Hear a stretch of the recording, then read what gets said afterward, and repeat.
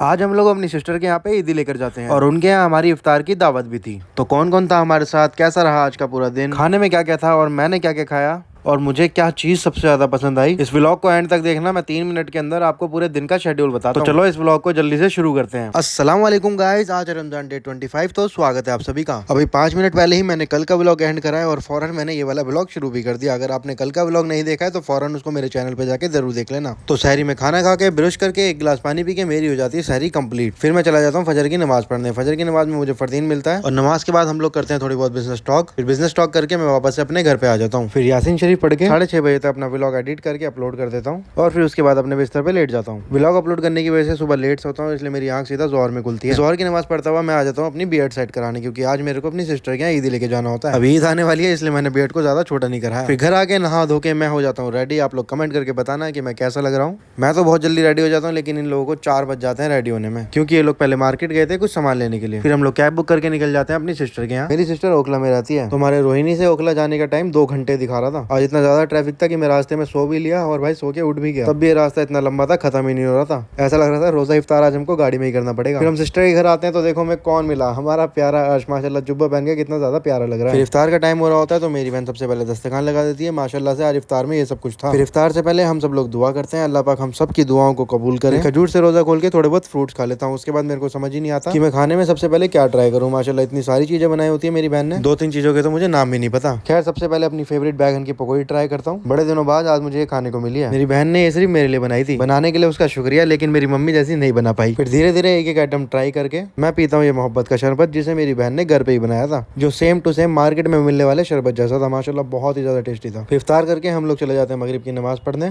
फिर मगरिब की नमाज के बाद हम लोग आ जाते हैं वापस से सिस्टर के घर पे। थोड़ी देर अर्श के साथ खेलता हूँ तो इतने में ईशा की नमाज का टाइम हो जाता है। ईशा की नमाज पढ़ के वापस से घर आ जाते हैं। मुझे तो भाई नींद आने लगती है, लेकिन सब लोग आईपीएल का मैच देख रहे थे। फिर इतने में डिनर का टाइम हो जाता है, तो सबसे पहले मैं ये बिरयानी ट्राई करता हूँ। माशाल्लाह बहुत अच्छी बनी थी। फिर उसके बाद ये आलू मटन ट्राई करता हूँ। माशाल्लाह ये भी बहुत अच्छा था, लेकिन बिरयानी ज्यादा अच्छी थी। फिर सभी लोग दस्तरखान पे बैठ जाते हैं डिनर करने के लिए, और डिनर करते हुए ये अर्श हमें इस तरीके से देख रहा होता है कि यार तुम लोग मुझे खाने के टाइम पे क्यों भूल जाते हो। फिर डिनर के बाद हम लोग थोड़ी देर बिजनेस टॉक करते हैं, और फिर डिनर के बाद लास्ट में हम लोग ट्राई करते हैं कस्टर्ड। कस्टर्ड तो यार मेरे को बहुत ही ज्यादा पसंद है। अगर खाने के बाद कस्टर्ड मिल जाए तो मजा ही आ जाता है। फिर डिनर करने के बाद थोड़ी देर अर्श के साथ खेले और फिर फैमिली मेंबर को अलविदा करके हम लोग निकल जाते हैं वापस अपने घर के लिए। रात के टाइम रोड इतना ज्यादा खाली था और माशाल्लाह मौसम भी इतना अच्छा रहा था, गाड़ी में बहुत अच्छा लग रहा था। अब हम 1 घंटे में ही अपने घर आ गए। तो बस देखा आपने आज का व्लॉग, कैसा लगा आप लोगों को। आज हम लोग अपनी बहन के यहाँ ईदी देने गए थे, माशाल्लाह से बहुत मजा आया।